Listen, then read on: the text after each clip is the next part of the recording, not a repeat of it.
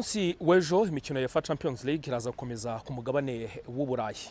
Imwe mu mikino ikomeye cyane abantu bategereje ikipe ya Paris Saint-Germain izakinamo na ekipe ya Bayern Munchen, akaba ari umukino w'amakipe abiri akomeye cyane. Paris Saint-Germain yo mu gihugu cy'Ubufaransa, ikipe ya Bayern Munich mu gihugu cy'Ubudage.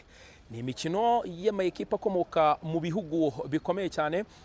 Ikipe ya Paris Saint-Germain mu Faransa, Igifaransa murakizi mu by'ukuri ni ururimi rumwe mu ndimi zivugwa cyane ku isi. Ikidage nuko dufite abanyeshuri benshi cyane bari kuva hano mu Rwanda no mu bihugu bindi bya Afrika n'isi yose bajya kwiga mu gihugu cy'Ubudage. Kugira ngo rero bikorohere, waba ugeze mu Bufaransa, waba mu by'ukuri uri gukorana n'abakizi, waba ugiye mu gihugu cy'Ubudage kwiga, nawe urwo rurimi uruzi birushaho kugenda neza.